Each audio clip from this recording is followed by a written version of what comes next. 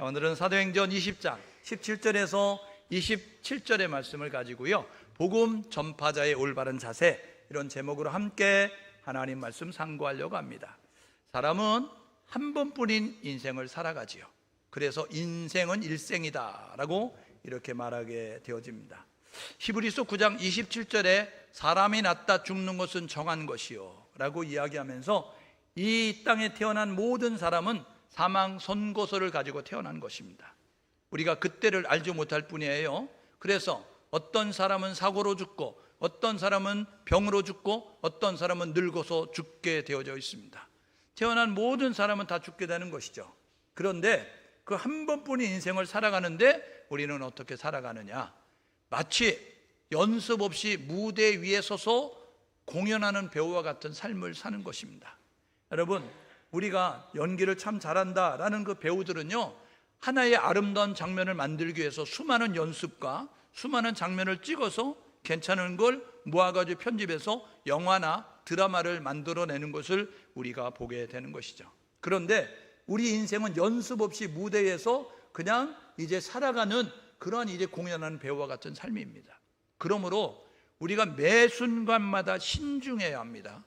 매 순간마다 우리가 이제 최선을 다하고 심혈을 기울여야만 이 오류를 최소화하는 모습을 가지고, 실수를 최소화하는 모습 가지고 삶을 살 수가 있는 것입니다. 여러분, 우리는요, 삶을 살아가면서 삶의 흔적들이 있게 되어집니다. 갈라디아서 5장 17절에 보니까 바울이 이렇게 말하죠. 내 몸에 예수의 흔적을 가졌다 라고 이야기하는 것처럼 우리의 삶의 현장에 뒤돌아보면 나의 삶의 흔적이 있습니다. 마치 흰눈이 내렸어요. 아무도 걷지 않는 그 길을 걷게 되면요, 그 위에는 뚜렷이 그 사람이 걸어간 발자국이 새겨져 있게 되어집니다. 여러분, 해안가에 가서 모래사장을 걸을 때 아무도 걷지 않는 그 길을 여러분 걸어가는 그 사람의 발자국은 모래사장 위에 뚜렷이 새겨지게 되는 것입니다. 여러분, 우리의 삶의 흔적이 이게 뚜렷하게 정확하게 질서 있게 아름답게 지켜져 있으면 보는 사람들이 아름다워합니다. 그런데 중구난방으로 이쪽으로 저쪽으로 막 우왕좌왕 갈팡질팡하면서 어지럽게 찍혀져 있는 발자국을 보면 그것을 바라보는 사람들의 마음이 불편해질 수밖에 없는 것이죠. 여러분, 저와 여러분 모두가 한 번뿐인 인생인데, 이 한 번뿐인 인생, 우리의 삶에 아름다운 삶의 족적을 남기고, 그리고 우리가 신앙생활하고 있는데 우리 신앙생활에 아름다운 신앙의 발자취를 남길 수 있는 우리 모두가 될 수 있기를 주님의 이름으로 축복합니다. 그러므로 우리는 아름다운 인생의 발자취를 남기고, 그리고 신앙의 아름다운 발자취를 남기기 위해서 노력함이 우리 가운데 있어야 되는 것이죠. 여러분, 신앙의 아름다운 발자취를 남긴 사람, 여러 사람이 있겠지만 우리가 지금 사도행전을 계속 살펴보면서 만나는 바울이 아름다운 신앙의 발자취를 남겼다라고 말씀을 드릴 수가 있습니다. 왜냐하면 그는 하나님이 기억하는 사람이었어요. 그는 하나님이 인정하는 사람이었어요. 그는 하나님께 상을 받을 만한 사람이었기 때문에 그렇다는 것입니다. 오늘 예배하는 우리 청숙교회 모든 성도, 이 자리에 와서 예배하는 모든 믿음의 성도들이 기억해야 될 것은 뭐냐면, 하나님이 기억하시고 하나님이 인정하시고 하나님이 상을 주실 수 있는 우리 모두가 될 수 있기를 주님의 이름으로 축복합니다. 여러분, 사도 바울은요, 사도행전 9장에 다메섹 도상에서 예수를 만나는 사건 이후에 그는 완전히 새 사람이 되어졌지요. 유대 교인이었어요. 유대 교인은 하나님을 믿지만 예수를 구원자로 믿지 않는 사람들입니다. 왜냐하면 나무 위에 달린 예수는 우리의 구원자가 될 수 없어 라는 생각을 가지고 있었고, 나사렛에서 무슨 선하게 나겠느냐 라는 모습 가지고 이렇게 폄하하는 이제 편견을 가지고 있었던 그들이었어요. 그런데 그 사울이 다메섹에서 예수를 만나고 난 다음에 그는 이렇게 고백하는 거죠. 그는 나는 예수와 복음만을 위해서 살아갈 거야 라는 모습으로 이렇게 기독교인이 돼서 예수가 그리스도라고 힘주어 말하는 모습을 갖습니다. 우리가 읽었던 오늘 본문의 내용에서도 내게 주어진 사명 이야기하면서 복음을 증언하는 일을 마치려 하면은 예수가 그리스도라고 이 일을 이제 감당하기 위해서 나는 목숨 걸고 할 거야 라는 모습으로 말을 할 정도가 되어졌어요. 그는 유대 교인일 때 철저한 율법주의자였어요. 그래서 율법 아래서 자유함을 누리지 못하고 율법 아래서 늘 무거운 짐을 지고 그런 삶을 살았어요. 그런데 예수를 만나고 나니까 은혜 아래에 거하면서 그는 자유한 모습을 가졌어요. 진리를 알지니 진리가 너희를 자유케 하리라 말씀한 것처럼 예수 안에 돌아오게 되니까 기쁘고 그리고 이쁘고 바쁜 모습을 가지고 삶을 사는 그러한 삶이 되어졌어요. 그래서 그는 이곳저곳 다니면서 순례 전도자가 됐는데, 교회가 없는 곳에 예수를 증거해서 주님의 제자를 만들고 그들이 어우러져서 교회가 세워지는 거룩한 일을 감당해서 그는 결혼도 아니하고 일평생 예수와 복음만을 위해서 살아가는 모습을 가졌습니다. 오늘 예배하는 우리 모두 한 번뿐인 인생인데 의미 있고 가치 있고 보람이 있는 일에 저와 여러분 모두가 우리의 시간과 우리의 에너지와 우리의 육체를 들여서 충성하며 나아갈 수 있는 우리 모두 될 수 있기를 주님의 이름으로 축복합니다. 여러분, 호사 유피 인사 유명이라는 말을 아십니까? 호사, 호랑이는 죽어서 여러분 유피 가죽을 남기고, 인사 사람은 죽어서 유명 이름을 남긴다라고 말씀하고 있는 거예요. 그러므로 저와 여러분 모두가 호랑이는 죽어 가죽을 남기듯이 사람은 왔다 가는 흔적을 남겨야 되는데, 저와 여러분 모두가 믿음의 후진들이, 믿음의 후배들이 기억할 수 있는 저와 여러분 모두가 될 수 있기를 주님의 이름으로 축복합니다. 여러분, 바울은요 예수를 만나고 난 다음에 이게 가장 가치 있는 일이야, 이게 가장 의미 있는 일이야 라는 생각을 가져서 그는 순례 전도자가 되기 위해서 수리아 안디옥 교회에 선교사로 파송을 받습니다. 그리고 그는 여러 이제 차례 전도를 떠나게 되는데, 이제 1차 전도는 바나바와 함께 1차 전도를 떠나게 됐죠. 그리고 난 다음에 2차 전도를 하게 되어지는데, 2차 전도 때는 내가 1차에 갔었던 그 지역을 방문해서 교회가 든든히 세워져 있는지, 예수를 고백한 그들은 신앙을 저버리지 않았는지, 이것을 이제 재차 확인하면서 든든히 세우기 위해서 재방문을 하게 되어지죠. 그리고 난 다음에 3차 전도를 떠나게 되는데, 이 3차 전도는 사도행전 18장 23절에서 사도행전 21장 이제 17절 19절까지 이렇게 보게 되어지는데, 이 바울이 1차 2차 전도 갔던 그 지역을 방문하면서 교회를 든든히 세워가는, 주님의 제자로 굳건히 세워져가는 그 일뿐만 아니라 이제 그는 또 다른 지역의 교회를 개척하는 그런 모습을 가지고 이렇게 일을 감당하고 있음을 우리가 보게 되는 거죠. 결국 그는 3차 선교 보고 마치러 예루살렘에 올라갔다가 체포가 되고, 그래서 로마 군인이 주둔하고 있는 가이사라라고 하는 항구에 가서 2년 동안 벨릭스, 베스도, 아그리빠라는 총독과 왕에게 신문받고 로마로 압송돼서 2년 동안 갓에 연금됐다가 이제 석방이 됐을 때 그는 4차 전도를 떠납니다. 그의 꿈에도 소원, 내가 기회가 되어지면 서바나로 갈 거야. 그래서 석방되니까 그는 지금 스페인 지역인 그곳에 복음 전하는데, 그때에 로마에 화재가 났어요. 네로 황제가 이거 기독교인이 방어한 거야 이야기해서 기독교인을 잡아 죽이는데, 그때 체포돼서 로마 감옥에 있다 죽는 것이 바울의 생애지요. 바울은요 3차 전도 이제 떠나게 되는데, 사도행전 18장 23절에서 사도행전 21장 19절에 기록되어 있는 말씀을 통해서 여정을 알 수 있습니다. 그는요 수리 안디옥을 떠나서 1차 전도 지역이었던 갈라디아, 부르기아 그 지역을 방문하면서 제자들을 굳건했다. 이게 18장 23절에 있는 내용이에요. 그리고 난 다음에 아시아의 에베소를 방문해서 그곳에서 3년간 머무르게 됩니다. 그때 2차 전도 때 갔던 고린도 교회에 편지를 써서 고린도 전서를 기록하게 되고요. 그곳에 있는 동안에 그가 했었던 일은 뭐냐면, 에베소 교인들을 만났는데 에베소 교인들이 겉모양만 교인인 거예요. 여러분, 사과는 겉은 뻘건데 속은 허옇지요. 그런데 도마도는, 잘 익은 도마도는 겉과 속이 뻘겋습니다. 오늘 예배하는 우리 모두가 사과 신자 되지 말고 토마토 신자 될 수 있기를 주님의 이름으로 축복합니다.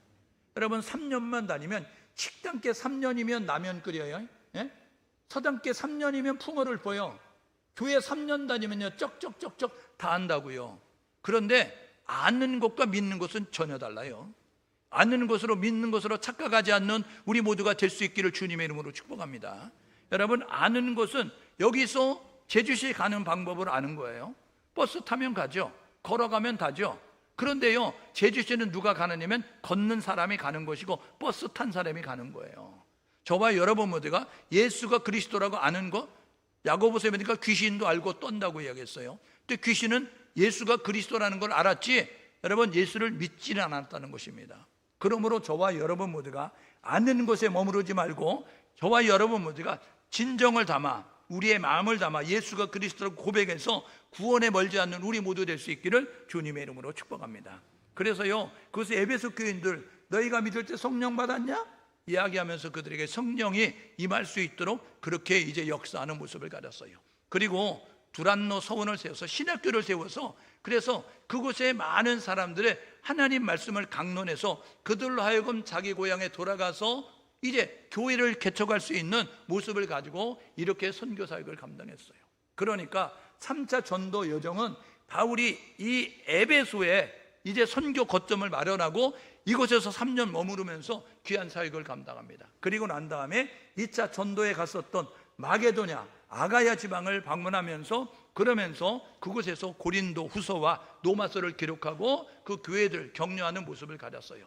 그리고 난 다음에 돌아오는 길에 드로아에서 설교하다가 3층 누에 앉아가지고 말씀을 듣는데 경청하는데 피곤해서 끄떡끄떡 돌다가 떨어져서 죽었던 유두고를 살리는 모습을 갖게 되어집니다. 그리고 난 다음에 앗소를 거쳐서 미들레네를 거쳐서 기호를 거쳐서 사모를 거쳐서 밀레도에 이르게 됐어요.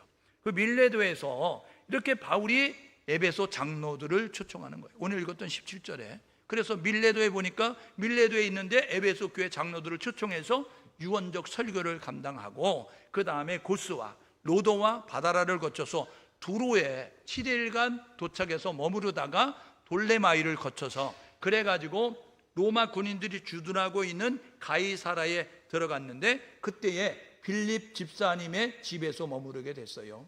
그런데 그곳에 아가보라고 하는 예언하는 자가 와서 이 띠가 누구 건지는 모르겠지만 성령께서 이렇게 말합니다. 이야기하면서 이야기하는 거예요. 그러면서 이 띠임자 예루살렘에 가면 이렇게 결박당한다고 성령께서 제게 감동을 주십니다. 이야기했어요. 그때 사람들이 다 다윗에게 시선이 집중되면서 이제 바울에게 집중되면서 이렇게 이야기하는 거예요. 바울 선생님 올라가면 잡힌다는 거 알죠? 우리가 두로에서도 7일 있을 때 이야기했잖아요. 거기에 가면 예루살렘 가면 안 된다고 그렇게 말했잖아요. 이야기하는 모습을 가져요. 그때 바울이 이렇게 말하는 거예요. 사도행전 21장 13절에 이렇게 말합니다.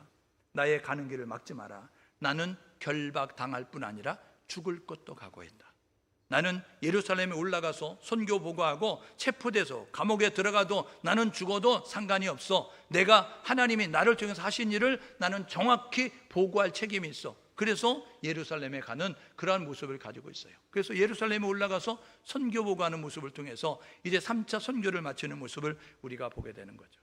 그러면 왜 3년 동안 자기가 사역했던 에베소를 방문하지 못하고 밀레도에서 에베소 장로들을 초청하게 됐을까? 3차 전도 여정은 이렇습니다. 여러분 보십시오. 여기가 예루살렘 교회거든요. 그런데 핍박으로 인하여서 흩어진 사람들이 복음 전해서 수리 안디옥의 교회가 세워졌거든요. 여기서 선교사가 파송이 됐는데 1차 선교는 이렇게 돌아오는 여정이었고 2차 선교는 이렇게 가는 것과 여러분 이렇게 돌아오는 여정이었어요. 그런데 2차 선교 아시아를 선교하려고 했던 바울에게 하나님께서 이 마게도냐 이 아가야 지방을 선교하도록 감동 주셔서 이 유럽까지 복음 전파하는 모습을 가져요. 3차 전도는 이제 이곳에서 이렇게 거쳐서 지금 이 에베소라고 하는 이곳에 이제 당도하게 됐고 이곳에서 3년 머무르면서 복음 전하고 마게도냐 아가야 지역을 거쳐서 다시 밀레도에 와서 이곳에서 에베소 장로를 초청하고 얘기한 다음에 배 타고 이렇게 거쳐서 두로를 거쳐 돌레마이를 거쳐서 가이사라로 들어가서 예루살렘에 가는 여정으로 3차 전도 여정이 맞춰지는 것입니다. 그러면 왜 3년 동안 에베소에서 사역했던 바울이 에베소를 방문하지 않고 밀레도에서 이렇게 에베소 장로들을 초청했을까? 성경학자들은 3가지 이유 때문에 그랬을 것이다 라고 이야기해요. 왜냐하면 우리가 읽었던 성경에도 보니까 뭐라고 하면 오순절에 예루살렘에 도달하기 위해서다 라고 이렇게 이야기하는 거예요. 이스라엘 백성들은 1년에 3차례씩 예루살렘에 모이게 되어집니다. 하나님이 명령하셨어요. 이스라엘 백성들 가운데 20세 이상 남자들은 6월절, 오순절, 초막절 이 세 절기를 내 앞에서 지켜라 말씀하였기 때문에 6월절을 맞이하면 오순절을 맞이하면 초막절을 맞이하면 그들은 열심히 예루살렘에 모였어요. 그런데 지금 이 무교절을 지나는 가운데서 오순절에 예루살렘에 들어가야 될 이유, 첫 번째는 뭐냐면 이제 그 예루살렘 교회가 어려웠어요. 그래서 그곳에 어려운 사람들을 위해서 후발교회를 세워졌던 이 마게도냐 지역에 빌립보 교회, 데살로니가 교회, 그리고 아가야 지방에 있던 아덴 교회, 그리고 이 고린도 교회가 구제원금을 모았어요. 그래서 이 오순절에 전달해 주기 위해서 오순절에 빨리 가야 되겠다라는 마음을 가지고, 두 번째 이유는 뭐냐면 오순절에 사방팔방에서 사람들이 모여지니까, 우리가 사도행전 2장에서 만났죠. 오순절 날에 사방팔방에서 사람들이 모였던 것, 여러분 그런 것처럼 사방팔방에서 모였던, 여러 나라에서 모였던 그 사람들을 복음 전하기 위해서 그때 가야 돼. 사람들 많이 모여 있으니까 라고 이야기했던 것처럼. 세 번째 이유는 뭐냐면 하나님이 나를 통해서 일하신 그 사역을 보고하기 위해서 예루살렘의 오순절에 가서 많은 사람들이 모여 있을 때 하나님이 나를 통해서 이렇게 역사하셨습니다, 우리가 복음 전하는 현장 가운데 놀라운 기적이 일어났습니다 라고 말할 수 있는 그러한 이제 선교 보고하기 위해서 그곳에 갔다는 것이죠. 그래서 이제 에베소를 방문하지 못하고 장로들을 초청해서, 교회 리더십을 초청해서 이야기를 하는 거예요. 다시 만날, 오늘 25절 보십시오. 뭐라고 얘기하면 너희가 다시 내 얼굴을 보지 못할 것이야. 그러니까 다시 못 볼 것 같은 그 교회 리더십들에게, 에베소 교회의 장로들에게 지금 유언적 설교를 하는 것입니다. 첫 번째 뭐냐면 17절에서 27절에 이런 내용이에요. 야, 내가 3년 동안 여기 와서 일할 때 너희들이 나의 모습을 봤지. 그러니까 바울의 과거의 사역을 회상하면서 그들에게 권면하는 내용. 그 다음에 오늘 읽었던 20장 28절에서 38절까지 내용은 뭐냐면, 야, 에베소 교회 리더십들아, 너희들은 이렇게 교회를 든든히 세워가야 돼, 성도들을 잘 지켜야 돼 라고 권면하기 위해서 그 내용을 말하고 있는 거예요. 저와 여러분 모두가 하나님의 교회는 든든히 세워져야 되고 하나님의 백성들은 믿음의 행진을 이어가야 된다는 사실을 기억하셔서, 지금은 영적 싸움입니다.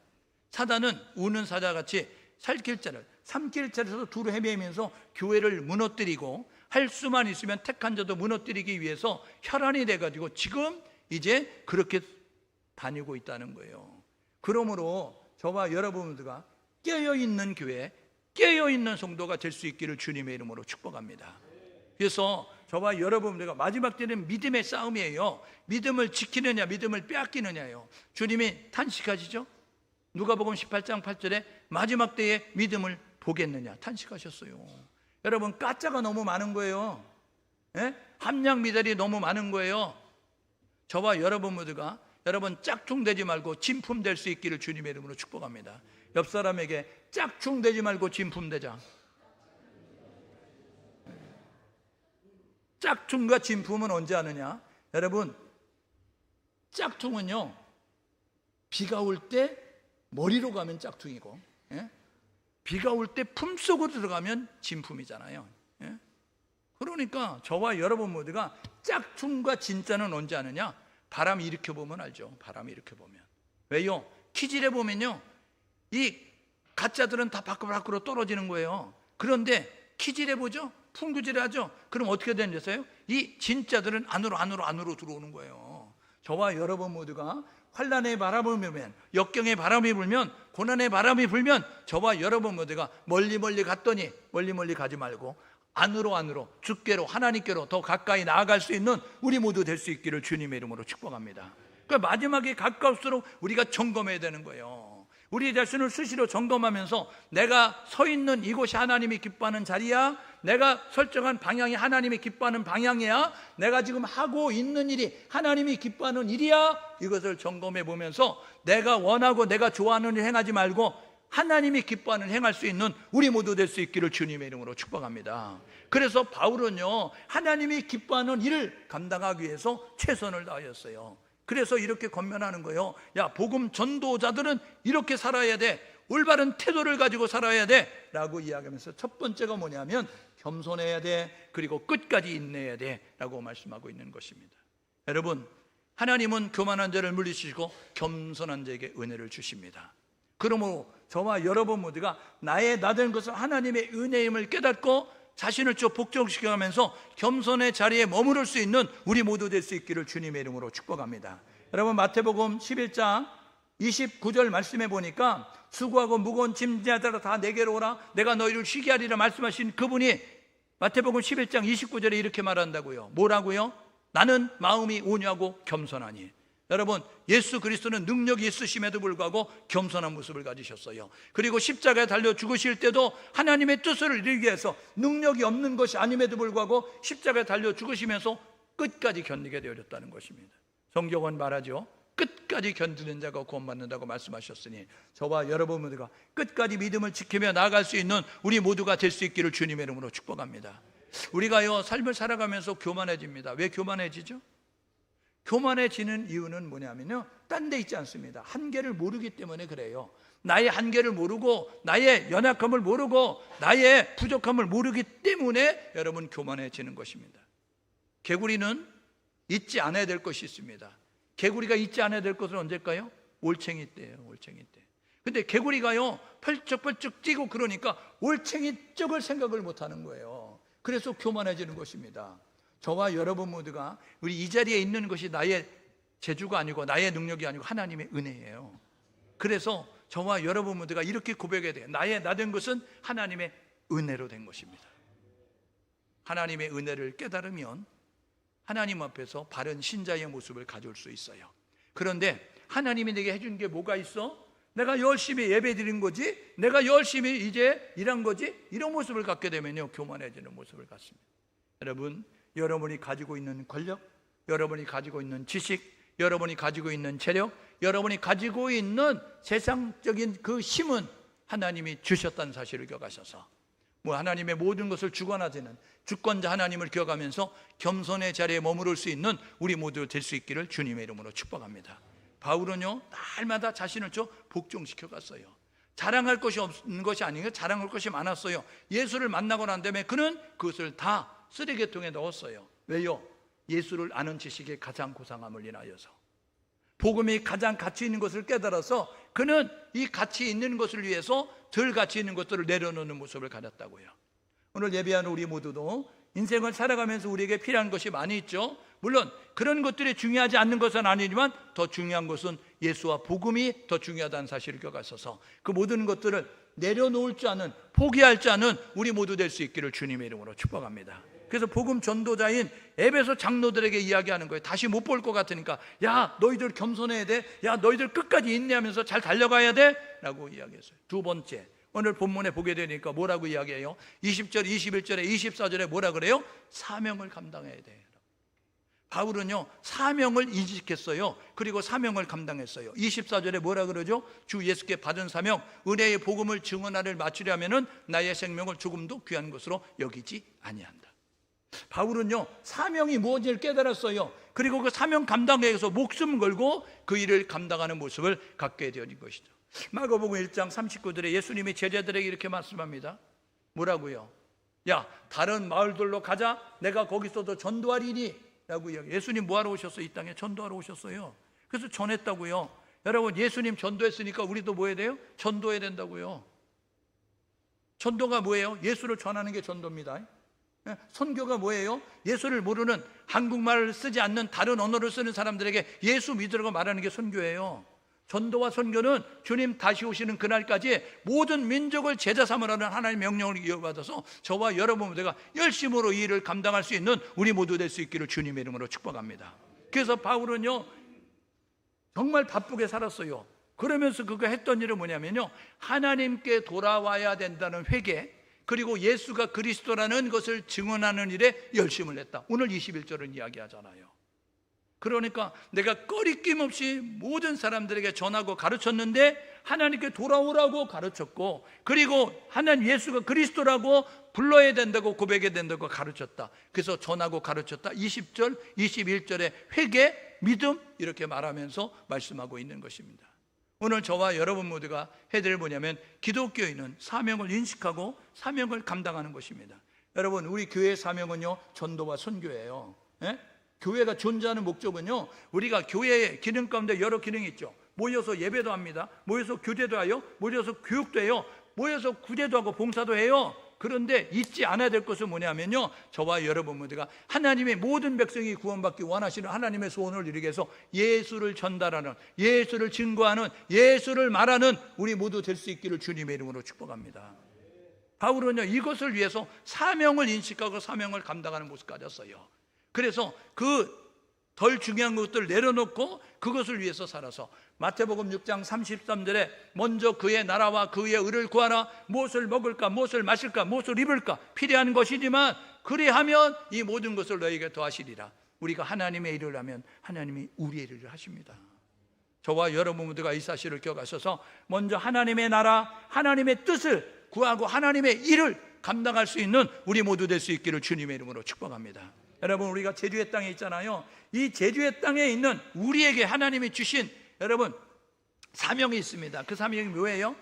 마가복음 16장 17절에 보니까 믿는 자들 이런 표적에 따르리니 이야기하면서 교회 다니는 사람들 성도들에게 이런 기적이 일어나리니 라고 이야기하면서 너희가 내 이름으로 귀신 쫓아내며 이야기했어요. 예? 그러니까 저와 여러분 모두가 이 제주의 땅에 1만 8천의 귀신을 쫓아낼 권리가, 쫓아낼 능력이 우리에게 있다는 사실을 기억하셔서 날마다 예수의 이름으로 이 제주의 땅을 장악하고 있는 1만 8천의 귀신을 쫓아내는 선포기도 할 수 있기를 주님의 이름으로 축복합니다. 여러분의 삶을 둘러싸고 있는 이 악의 영들에 대해서 예수의 이름으로 명령할 수 있기를 주님의 이름으로 축복합니다. 한번 따라해 볼래요? 예수의 이름으로 이 제주의 땅의 악한 영들은 떠나갈지어다. 예수의 이름으로 나를 괴롭게 만드는 더러운 영들은 떠나갈지어다. 이렇게 기도하고 선포하는 거예요. 여러분이 질병 가운데 있어요? 여러분이 문제 가운데 있어요? 여러분이 어려움 가운데 있어요? 그러면 예수의 이름으로, 예수의 이름으로, 예수의 이름으로 명하노니 더러운 귀신은 떠나가라. 문제는 해결되라. 질병은 치유되라 라고 선포하고 명령할 수 있기를 주님의 이름으로 축복합니다. 여러분, 이게 사명을 감당하는 거예요. 왜 우리를 제주의 땅에 부르셨겠어요? 특히 육지에서 오신 분들은 더 뼈저리게 느끼셔야 됩니다. 왜 하고 많은 가운데 이 제주도역에 만들었을까? 환상의 섬 제주? 아니요. 환상의 섬 제주 착각이죠. 환상의 섬 제주가 아니라 1만 8천여 귀신이 있는 땅, 1만 8천의 악한 영이 역사하는 그 땅에 왜 이 땅에 오게 만드셨을까? 그것은 뭐냐면요, 여러분, 적진 깊숙이 투입하는 군인은 이 단기 사병을 투입하지 않아요. 그렇죠? 여러분, 적진 깊숙이 투입하는 병사들은요 특공대원들만 투입하는 거예요. 옆 사람에게 당신은 특공대입니다. 여러분, 우리는 특공대예요. 지금 우리는 도시락 들고 다니는 군인이 아니라고요. 우리는 여러분 이 제주도에 하나님이 역사를 이루기 위해서 우리를 특공대로 파송하셨다라는 사실을 기억하셔서 육지에서 제주에 오셔서 사시는 분들은 공기 좋고 물 좋은 데 사시니까 똑같은 세금 내고 공기 좋고 물 좋은 데 사니까 더 열심히 예수의 이름으로 이 제주의 땅을 변화시키기 위해서 선포, 명령하고 나아갈 수 있기를 주님의 이름으로 축복합니다. 그럴 때 이 제주는 바뀌어질 거예요. 그래서 우리가 이야기하는 것처럼 한라에서 백두까지 열방 땅끝까지 복음 전하는 복음의 전초기지, 선교의 전진기지가 될 수 있다는 사실을 가져서 그렇게 살 수 있기를 주님의 이름으로 축복합니다. 여러분, 바울이 이야기하는 거예요. 에베소 장로들아 이야기하면서 복음 전하는 너희들은 이렇게 살아야 돼. 세 번째는 성령의 인도함을 받아라 이야기하는 거예요. 여러분, 우리 안에 성령님 계시잖아요. 예수 믿는 사람들 우리 안에 성령님 계시잖아요. 그러므로 이 성령님의 인도하심을 따라 나아가는, 오늘 22절 23절에 보십시오. 성령에 매여, 성령이 이야기하면서 그는 주어가 성령이 되는 거예요. 그래서 고린도전서에 쓸 때도 2장에 뭐라 그래요? 내가 복음을 전하는 데에 이 나의 말과 재주로 능력으로 행하지 않고 오직 성령이 나타나지 않을까 두렵고 떨었다라고 얘기해요. 여러분, 저와 여러분 모두가 여러분의 사역의 현장에 능력이 있는 삶이 될 수 있기를 주님의 이름으로 축복합니다. 요한복음 1장 12절, 누구든지 주의 이름을 부르는 자는 구원을 받게 되는데 예수를 영접하는 사람은 하나님의 자녀가 되죠. 하나님의 자녀가 되는 권리가 주어지는 거예요. 예수를 영접하면, 예수를 믿으면. 그런데 능력은 언제 주어지느냐? 사도행전 1장 8절에 오직 성령이 너희에게 임하시면 너희가 권능을 받고.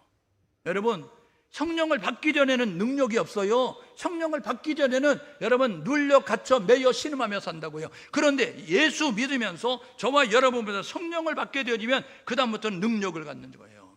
그래서 능력이 있어서 사단을 물리치고 귀신을 쫓아내고 그리고 문제를 해결하고 두려워하지 않고 담대히 선포 명령하면서 나아가는 모습이 우리 가운데 있게 된다는 사실을 가셔서 오늘 이 성령을 세례받았던 성령 충만함을 유지했던 이 바울은 어떤 모습을 가면 성령의 인도하심을 따라 나아갔던 거예요. 그래서 그는요 2차 선교 때 이렇게 기억합니다. 내가 재방문을 하면서 아시아 지역에 복음을 전해야지 그랬는데 드로아에서 환상을 꾸잖아요. 여러분 그래서 사도행전 16장을 보십시오. 드로아에서 환상을 꾸는데 마게도냐 사람이 우리 와서 좀 도와달라고 이야기했을 때 내가 계획하는 아시아 전도가 하나님이 기뻐하는 일이 아니라 하나님은 이 마게도냐, 이 아가야 지방 유럽에 복음 전하는 것을 하나님이 기뻐하는구나. 그래서 자기의 뜻을 접고 마게도냐 아가야로 가서 복음을 전했어요. 그래서 마게도냐 첫성 빌립보로, 그 다음에 데살로니카로, 베레아로, 그 다음에 아가야 지방의 아덴으로, 이 아테네로, 그 다음에 고린도로 다니면서 복음 전하는 모습을 갖게 되어졌거든요. 여러분 우리는 제주도에 살고 있습니다. 그래서 제주도 특별자치도법이 있어요. 우리는 대한민국 국민입니다. 그래서 우리는 헌법 아래에 있어요. 대한민국 여러분 국민으로서 우리가 제주도민으로서 살아갈 때에 이게 상충이 될 때가 있어요. 이게 충돌이 일어날 때 있어요. 그러면 우리가 어느 법에 여러분 따라야 될까요? 내가 제주도에 살고 있으니까 제주도법을 따라야 될까요? 내가 대한민국 사람이니까 헌법을 따라야 될까요? 여러분 상충이 일어나면 상위의 법을 따르는 것입니다. 저와 여러분들과 세상을 살아가면서 우리가 육체와 영혼을 입고 있는데 육체가 원하는 대로 하지 않고 영혼이 기뻐하는 것으로 살아가는 것처럼 우리가 이 세상을 살아가면서 내가 나의 뜻대로 사는 것이 아니라 나를 만드시는 하나님의 뜻대로 살기 위해서 노력할 수 있는 우리 모두 될 수 있기를 주님의 이름으로 축복합니다. 그러므로 성령에 민감하셔야 된다고요. 성령에 민감해야 성령님이 주시는 음성이 들려지고 성령님의 역사가 보여져야 그래야 여러분 그것을 쫓아갈 때 하나님을 기쁘게 하는 우리 모두가 될 수 있다는 사실을 가져서 바울은요 자신의 계획을 접고 하나님이 기뻐하는 일을 위해서 나아가는 모습 가지고 나아갔어요. 우리 청숙의 모든 성도들도 우리의 계획이 있지만 우리의 계획이 하나님과의 계획과 상충이 되면 나의 뜻을 내려놓고 하나님의 뜻을 따르기 위해서 노력할 수 있는 우리 모두 될 수 있기를 주님의 이름으로 축복합니다. 네 번째로 복음 전도자에 대해서는 어때야 되느냐? 내가 20절에 27절에 꺼리낌 없이 이렇게 말하고 있습니다. 여러분 이 꺼리낌이 없었다는 거냐면 양심의 부끄러움이 없었다는 것입니다. 이것을 통해서 유추해 볼 수 있는 것은 최선을 다하였다는 것이에요. 저와 여러분 모두가 여러분의 삶의 현장에서 양심의 꺼리낌이 없이 양심의 부끄러움이 없이 행동할 수 있기를 주님의 이름으로 축복합니다. 여러분 최선을 다하면 부끄럽지 않습니다. 예수님께서 그 성전에 들어가면서 헌금께에다 돈을 넣는데 가난한 과부를 칭찬하셨어요. 이 여자가 가장 많이 넣었도다 라고 이야기하니까 제자들이 예수님 그 여자가 아닙니다. 그 여자는 동전 2개 넣었어요. 조금 전에 들어간 사람은 지폐 넣었다니까요. 조금 전에 들어간 사람은 지폐 뭉치 넣었어요. 조금 전에 들어간 사람은 수표 넣었어요. 예수님 그 사람보다 많이 넣은 사람 많아요 이야기했는데 예수님이 말해요. 아니 이 가난한 과부가 가장 많이 넣었어 이야기하는 거예요. 왜요? 그들은 여유가 있는 가운데서 일부를 넣은 거야. 이 가난한 과부는 자기가 가지고 있는 동전 2개 생활비 전부를 넣은 거야. 하나님은요 양을 보지 않고 질을 보시는 것입니다. 오늘 저와 여러분 모두가 최선을 다하면 하나님 앞에 인정받을 수 있어요. 왜요? 우리의 능력은 차이가 있어요. 우리의 재능은 차이가 있어요. 우리의 재력은 차이가 있어요. 우리의 실력은 차이가 있어요. 그러니까 하나님이 주신 것만큼 최선을 다하면 우리는 인정을 받는 것입니다. 여러분 5달란트, 2달란트 비유를 통해서 보십시오. 5달란트가 5달란트를 남겼고 2달란트가 2달란트를 남겼어요. 그런데 여러분 하나님께서 그들에게 주인이 그 종들에게 하셨던 내용이 뭐냐면 잘하였도다 착하고 충성된 종아, 동일하게 말씀하고 있습니다. 여러분 그래서 우리에게 희망이 있는 거예요. 우리가 있는 곳에서 내가 할 수 있는 최선을 다해서 일을 감당하면 잘하였도다 칭찬받는 모습을 갖죠.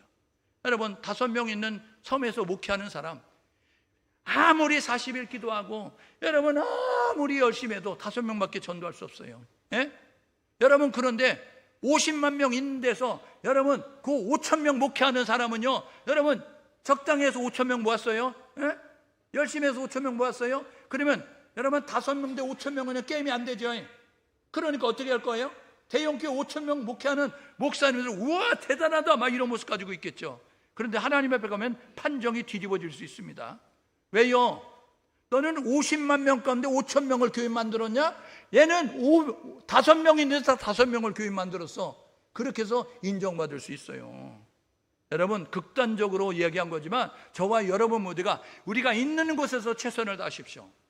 양심에 꺼리낌이 없이 저와 여러분 모두가 정말 내가 최선을 다하였다, 하늘이 알고 내가 알잖아요. 그래서 부끄럽지 않는 모습을 가지면 저와 여러분 모두가 잘했다 칭찬받을 수 있다는 사실을 기억하셔서 저와 여러분 모두가 최선을 다하여서 부르낌없이 쌓아갈 수 있는 우리 모두 될 수 있기를 주님으로 축복합니다. 하나님은 삼중금을 쳐놨어요. 삼중금을 기록된 말씀을 통해서 우리가 잘하고 있는지 잘못하고 있는지. 말씀은 거울이거든요. 두 번째는 선포되는 말씀을 통해서 말씀을 들을 때 찔림을 받거든요. 사도행전 2장, 사도행전 7장에 베드로 설교, 스데반 설교를 통해서 찔림을 받아서 그때 반응이 둘러갈렸어요. 마음에 찔림을 받아, 양심에 찔림을 받게 되니까 어떤 모습을 가져요? 사도행전 7장에서는요, 분하여 이를 갈아요. 그런데 사도행전 2장에서는 어찌할꼬 물어보면서 예수 그리스도를 제삼고 세례받았습니다. 오늘 저와 여러분 모두가 양심에 찔림이 돼요? 그렇다고 한다면 저와 여러분 모두가 회개할 수 있기를 주님의 이름으로 축복합니다. 양심에 찔림이 되고 잘못하고 있는 거예요. 그러니까 돌이켜야 된다고요. 그래서 우리에게 양심을 마지막 최후의 보루로 주신 거예요. 우리 이렇게 이야기하죠. 양심도 없냐? 이야기해요. 우리 친한 사람끼리 뭐 행동할 때, 야, 너 양심도 없어? 그러면 안 되지. 이렇게 이야기하는 거 뭐냐면 이 최후의 보루를 금을 쳐놔가지고 하나님이 부끄럽지 않게 만드신 거예요. 그러므로 저와 여러분 꺼리낌이 없도록, 부끄러움이 없도록 최선을 다하여서 하루하루 삶을 살아내는 우리 모두 될 수 있기를 주님 이름으로 축복합니다. 이렇게 결단하고 사십시다.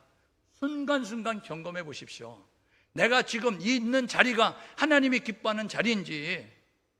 여러분, 시편 1편에 이야기하잖아요. 악인의 꾀를 쫓지 말고 죄인의 길을 서지 말고 오만한 자의 자리에 앉지 말고 이야기하잖아요. 지금 내가 있는 자리, 이 악인의 꾀를 쫓는, 죄인의 길을 서는 오만한 자의 자리에 있지 않는지 돌아보면서 저와 여러분 모두가 이제 하나님이 기뻐하는 자리에 서 있게 해서 노래가야 될 것이고, 두 번째 해야 될 뭐냐면 저와 여러분 모두가 우리의 삶을 돌아보면서 겸손할 수 있기를 주님의 이름으로 축복합니다. 여러분, 하나님이 원하시는 겸손이에요. 교만은 패하고 망하는 지름길이라는 사실을 기억하셔서 하나님의 은혜를 잊지 않고 저와 여러분 겸손을 유지할 수 있기를 주님의 이름으로 축복합니다. 두 번째로 해야 될 뭐냐면 사명을 인식하고 사명을 감당하십시오. 왜 살고 있는지, 삶의 목적이 무엇인지, 내 존재의 목적이 무엇인지를 기억하면서 하나님이 뭘 기뻐하는지, 하나님이 기쁨이 되게 해서 노력하는 모습 가지고 나가야 될 것이고, 세 번째는 뭐냐면 여러분 안에, 예수 믿는 사람 안에 거룩한 성령을 부어주셨어요. 그 거룩한 성령이 여러분의 주시는 감동을 따라 성령의 인도함을 받고 나아가는 우리 모두 될 수 있기를 주님의 이름으로 축복합니다. 네 번째로 해야 될 일은 뭐냐면 최선을 다하십시오. 여러분, 오늘 최선을 다하시면 부끄럽지 않는 거예요. 실패도 부끄럽지 않는 거예요. 패배도 부끄럽지 않는 거예요. 최선을 다하지 않으면 여러분 하나님 앞에서 악하고 게으른 쪽으로 책망받습니다. 기억하셔서 저와 여러분 모두가 우리가 있는 위치에서 내 형편대로, 내 처지와 내 사정대로 최선을 다하여서 기도하고 말씀 읽고 전도하고 열심히 봉사하고 열심히 예배하는 모습을 통하여서 잘했다 칭찬받는 그러한 신앙의 길을, 경주를 해나갈 수 있는 우리 모두가 되어져서 우리의 발자취가 아름답게 기록되고 신앙의 발자취가 아름답게 기록되어져서, 야, 그 교회 아무개 목사, 야, 그 교회 아무개 장로, 야, 그 교회 아무개 선사, 그 교회 아무개 집사, 야, 본받을 만해 라고 여러분들이 인정받을 수 있는 모습이 될 수 있기를 주님의 이름으로 축복합니다. 함께 마음을 모두 기도하게 해요. 하나님, 내가 기록되는 삶의 족적들이 신앙의 발자취가 아름답게 기록되기를 원합니다. 하나님, 날마다 자신을 복종시켜가면서 겸손하게 도와주십시오. 사명을 잊지 않고 사명을 감당하게 도와주십시오. 성령의 인도하심 따라 성령에 순종하며 나아가게 도와주십시오. 하나님, 저희들 모두가 하나님의 기쁨이 돼서 부끄럽지 않게 최선을 다하여서 양심의 꺼리낌이 없이 나아갈 수 있도록 인도해 주십시오. 함께 마음을 모아서 기도합니다.